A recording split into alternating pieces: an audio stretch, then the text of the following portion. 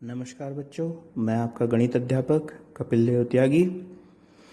देखिए, पिछले सेशन में हमने आपको रेखिक समीकरणों के बारे में बताया था और बताया था रेखिक समीकरणों को बनाया कैसे जाता है, दो चर वाले रेखिक समीकरणों को कैसे क्रिएट किया जाता है।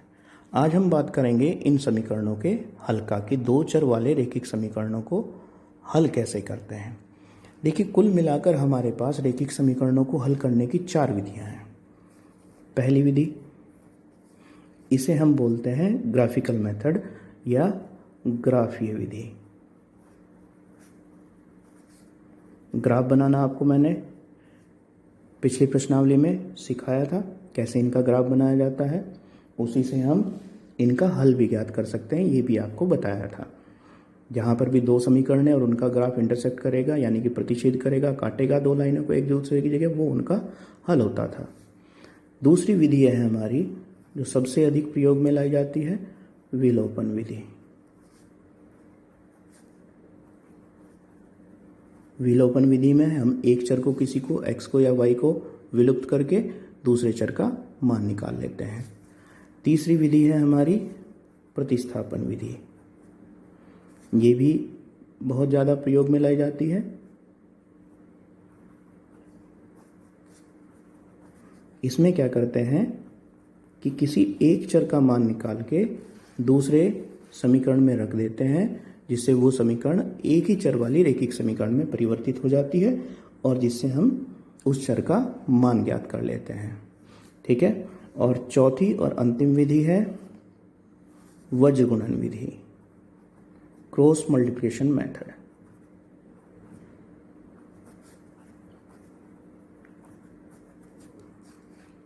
इनमें से आज कुछ विधियों के बारे में हम बात करेंगे। देखिए, चारों की चारों विधियां तभी एप्लीकेबल हैं यदि दो चर वाले रेखिक समीकरण संगत हों, यानी कि हल करने के लायक हों। अब पहले तो हमें यही देखना पड़ेगा कि जो दो समीकरणें हमें दी गई हैं, हमें दी जाती हैं, उनका हल निकालना सुसंगत है अथवा नहीं है। तो हम सबसे पहले दो चर वाले जो रेखिक समीकरण होंगे वे संगत हैं या असंगत हैं, यानी कि वे हल हो सकते हैं या नहीं हो सकते, उस पर विचार करेंगे। चलिए, फॉर एग्जांपल हमें दो रेखिक समीकरणें दी जाती हैं, a1x b1y और प्लस में c1 = 0। दो चर वाली है रेखिक समीकरण, जो इधर अचर राशि हुआ करती थी उसे भी हम इधर ही ले आए बराबर से। ठीक है, इसे हम कहें समीकरण 1। ठीक। दूसरी समीकरण हमें दे रखी है a2x b2y और c2 = 0 के। ये हमारी दूसरी समीकरण हो गई। देखिए, इसमें x और y तो ये चर राशियां हैं, अननोन्स हैं, जिनकी वैल्यू हमें निकालनी होती है। और यहाँ पर a1 b1 c1 a2 b2 और c2 ये आपकी कुछ अचर राशियां हैं, जैसे 2 4 5 गुणांक के रूप में इस तरीके से लिखी हुई आपको मिलेंगी। जैसे हमने कल भी पिछले सेशन में भी आपको ये समीकरणें बनवाई थी, उसी तरीके से जो गुणांक के रूप में इनकी गुणा में लिखे रहते हैं वो गुणांक कहलाते हैं और वो आपकी अचर राशियां होंगी। ठीक है, उन्हें अचर ही हम मान के चलेंगे। अब संगति के लिए सबसे पहली स्थिति हो जाए a1/a2, यानी कि जो x के गुणांक हैं उनका अनुपात बराबर हो जाए b1/b2, जो y के गुणांक हैं उनका अनुपात, और बराबर हो जाए c1/c2। यदि ये तीनों ही बराबर हो जाए तो इस स्थिति में ये रेखाएं, दोनों रेखाएं आपकी समपाती होंगी। समपाती का मतलब एक दूसरे के ऊपर पड़ी हुई। अगर इनका ग्राफ आपको बनाएं तो एक दूसरे के ऊपर आएंगी ये दोनों रेखाएं, या एक इधर को जा रही है, दूसरी इधर को जा रही है, इस तरीके से होगी। और इस स्थिति में आपके अनंत हल होंगे।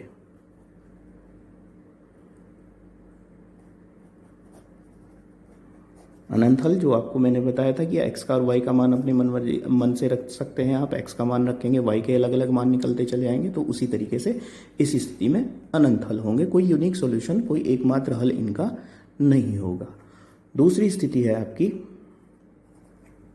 और ये भी कि यदि ये स्थिति आपकी आ रही है तो इनमें से कोई सी भी विधि आपकी कार्य नहीं करेगी, कोई सी भी विधि हल नहीं दे पाएगी आपको।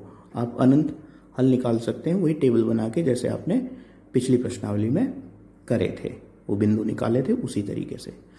दूसरी स्थिति है आपकी, यदि a1/a2 बराबर हो जाए b1/b2 के और बराबर ना हो c1/c2 के।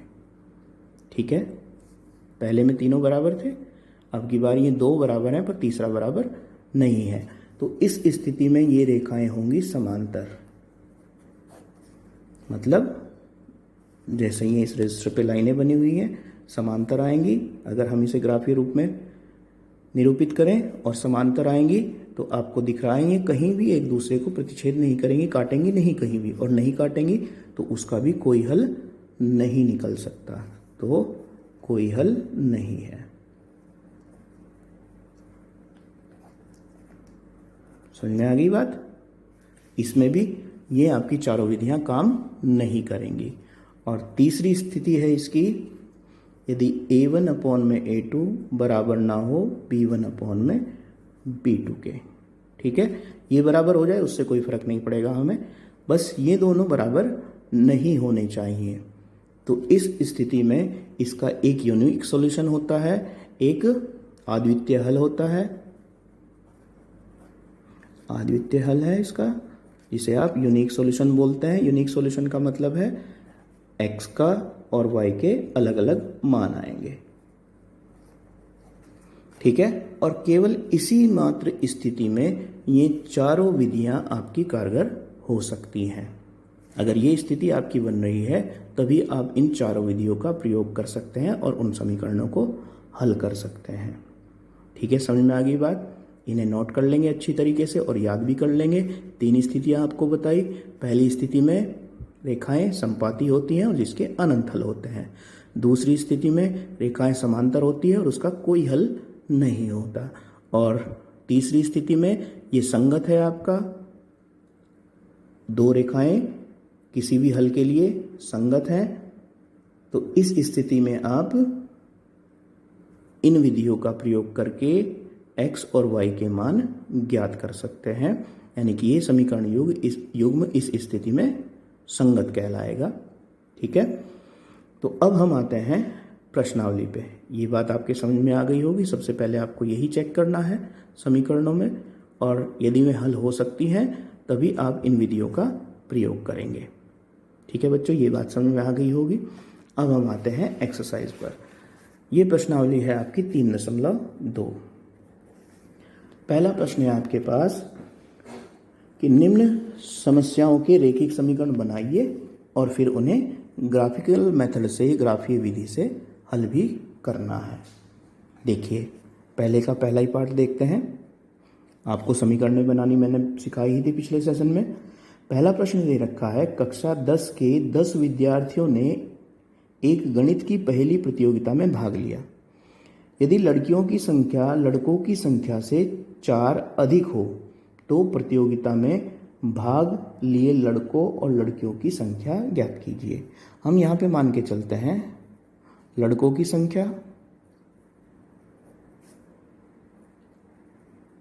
वो हमने मान ली x, और लड़कियों की संख्या वो हमने मान ली y। ठीक है, तो इस ग्रुप में कुल कितना है? 10 है, यानी कि दोनों का योग कितना होना चाहिए? 10 होना चाहिए। तो प्रथम स्थिति के अनुसार x प्लस y कुल कितने हैं, यानी कि 10 छात्र हैं आपके पास। ये हो गई समीकरण 1। दूसरी स्थिति में इसने कहा है, सेकंड कंडीशन,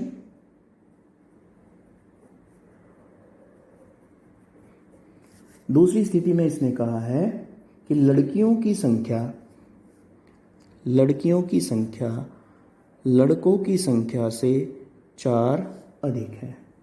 ठीक है, जितने लड़के हैं उससे 4 लड़कियां अधिक हैं। जो ये प्रश्न में बोल रहा है, ये जो प्रश्न में लिखा हुआ है उसे ही हम लिखते जा रहे हैं। लड़कियों की संख्या लड़कों की संख्या से 4 अधिक है। ठीक है, x को इधर ले आएंगे तो माइनस के x प्लस के y बराबर 4 के। ये समीकरण 2 हो गई हमारे पास। अब 2 समीकरण हैं, दोनों समीकरणों को हमें ग्राफिकल मेथड से हल करना है। जैसे ग्राफ बनाना आपको बताया था उसी तरीके से इसका ग्राफ बनाते हैं हम और फिर हल करेंगे।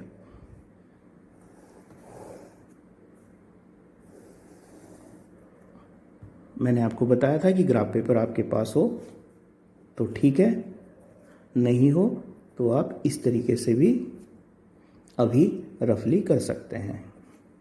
ठीक है, ये आपका एक्स एक्सिस हुआ करता था, एक्स अक्स है, एक्स डैश, ये एक्स अक्स कहलाता है जो पड़ी हुई रेखा है, और जो ये खड़ी हुई रेखा है ये वाई अक्स कहलाता है।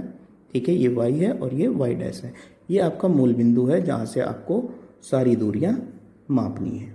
ठीक है, तो हम सबसे पहली समीकरण के लिए हल करते हैं जो हमारे पास थी x प्लस वाई बराबर 10 के। तो यहाँ से हमारे पास है समीकरण 1 में, नीचे कर लेते हैं यहाँ पे y बराबर 10 माइनस में x। पहली समीकरण देखिए, x को इधर ले गए हम और इसके लिए हम कम से कम 2 बिंदु ज्ञात करेंगे, x और y। ठीक, सबसे पहले हमने रख दिया x बराबर 0, इसमें x बराबर 0 रखेंगे तो y बराबर कितना आ जाएगा, 10 आ जाएगा हमारे पास। यदि हम इसे छोटा करना चाहते हैं, बड़ा बिंदु नहीं लेना चाहते, तो x का मान कुछ भी रख सकते हैं आप अपनी मर्जी से, 0 ना रख के 2, 4, 6, 8, 10 जो भी चाहें वो रख सकते हैं। अब की बार मैं इसमें रख देता हूँ 5 रख लेता हूँ, चलिए, तो ये 5 आ जाएगा। आप 1 भी रख सकते हैं, 2, 3, 4 जो भी आप चाहें वो रख सकते हैं। ठीक है, तो अब हम पहली समीकरण को ड्रॉ करेंगे, वही हम बॉक्स इस पे मान के चल लेते हैं जैसे ग्राफ पेपर पे होते ही हैं।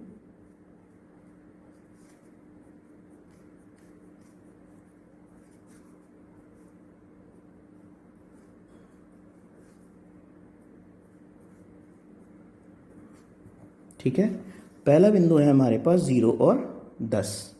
ठीक, यानी कि x पर तो आप कुछ नहीं चले, इधर को तो आप कुछ नहीं चले, 0 है आपके पास और y का मान है 10, तो इधर आपको 10 गिनने पड़ेंगे। 1, 2, 3, 4, 5, 6, 7, 8, 9 और इससे ऊपर आ जाएगा यहाँ पे 10। क्योंकि चित्र ये बड़ा बन रहा है इसी वजह से मैंने आपको कहा था कि आप 0 के स्थान पर कुछ और भी मान सकते हैं। कोई बात नहीं, हमारा ये वाला पॉइंट आ गया कितना, 0 और 10। दूसरा पॉइंट है हमारे पास 5 और 5, यानी कि x पर भी 5 चलेंगे और y की तरफ भी 5 चलेंगे। x की तरफ 5 चलते हैं, 1, 2, 3, 4, 5, और y की तरफ भी ऊपर को भी 5, 1, 2, 3, 4 और 5। ये लगभग यहाँ पे आ गया। ठीक, 5 और 5, इस रेखा को हमने मिला दिया पीछे तक, ये लाइन आ गई हमारे पास, इसे हम नाम दे देंगे 1। पहली समीकरण थी ये। अब दूसरी समीकरण हमारे पास क्या है, y बराबर x प्लस 4 के। तो इसके लिए हल करते हैं हम x और y। x का मान यदि 0 रखते हैं तो y का मान कितना आता है, 4, और x का मान 1 रखते हैं तो y का मान आता है 5 हमारे पास। ठीक है, तो रखना शुरू करते हैं। 0 और 4 पहला बिंदु, जब आपने 0 चला तो 1, 2, 3 और 4, ये पॉइंट आ गया हमारे पास 0 और 4। दूसरा बिंदु है 1 और 5, जब आप x पर 1 चले हैं तो y पर आप 5 चले हैं, तो ये 1 और 5 आ गए। ये 2 बिंदु है, इन दोनों को मिला दीजिए। ठीक है, ये हमारे पास आ गई दूसरी समीकरण। अब देखिए ये दोनों समीकरणें एक दूसरे को काट रही हैं यहाँ पे। ठीक है, ये ऊपर यहाँ पे काट रही हैं, तो अब हमें इन पॉइंट्स को गिनना है कि लगभग ये कहाँ पे हमारी काट रही हैं। ठीक है, देखिए x को गिनते हैं, 1, 2 और 3, तो x का मान तो कितना आ रहा है हमारा इसमें, 3, और y का मान गिनते हैं, y का मान कितना है यहाँ तक, 5, तो हम यहाँ तक पहुँच गए थे, 1, 2, 3, 4, 5, 6 और 7, ये मान आ रहा है आपका 7। तो हमारे पास इसका हल क्या आ गया, समीकरणों का हल हुआ 3 और 7, यानी कि x बराबर हमारे पास 3 आया और y बराबर हमारे पास 7 आया। अब ये हमारा उत्तर सही है या नहीं है इसकी हम जांच कर लेंगे। किसी भी समीकरण में x के स्थान पर 3 और y के स्थान पर 7 रख के देख लेंगे। देखिए जैसे पहली समीकरण थी x प्लस वाई, तो x के स्थान पर 3 रखा और y के स्थान पर 7 रखा। 3 और 7 कितने हो गए? 10। 10 ही हैं इधर भी, तो इसका मतलब हमारी समीकरण का हल जो है वो सही है। दूसरी समीकरण थी हमारे पास माइनस में x प्लस में y बराबर 4 के। ठीक, इसे यहाँ पे लिखते हैं माइनस में x प्लस में y बराबर 4 के। तो यहाँ पे x के स्थान पर 3 रखेंगे और y के स्थान पर 7 रखेंगे, तो माइनस के 3 और प्लस के 7 कितने बचेंगे? 4 ही बचेंगे। इसका मतलब हमारा हल जो है वो सही है।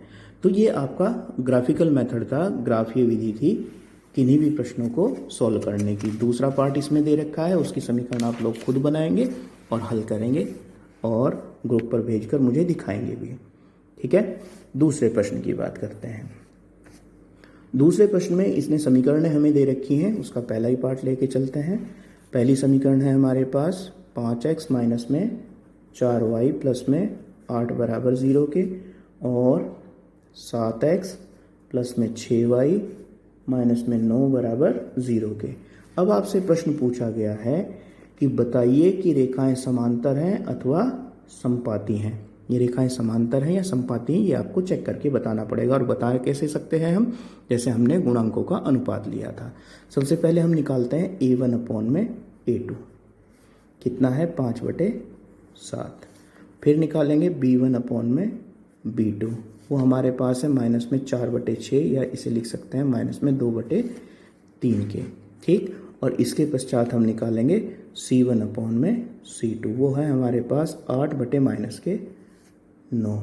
तो आप देख रहे हैं तीनों भी अलग अलग आ रहे हैं हमारे पास, यानी कि a1 upon a2 not equals to b1 upon b2 और not equals to c1 upon c2 के। यानी कि रेखाएं ना तो समांतर हैं ना समपाती हैं और ये किसी एक बिंदु पर प्रतिच्छेद करते हैं। यही इसमें प्रश्न में पूछा गया था। निम्न समीकरण युग्म द्वारा निरूपित रेखाएं एक बिंदु पर प्रतिच्छेद करती हैं, दूसरा समांतर है, तीसरा समपाती हैं। तो अब आप क्या लिखेंगे कि दी गई समीकरणें या दी गई समीकरण द्वारा निरूपित रेखाएं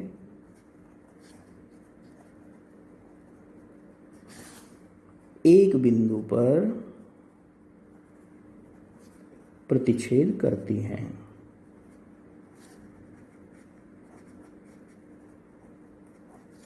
समझ में आ गई बात? ये ना समांतर है ना समपाती हैं, क्योंकि हमारे पास रिजल्ट जो आया वो तीसरे नंबर वाला आया जो मैंने आपको कराया था।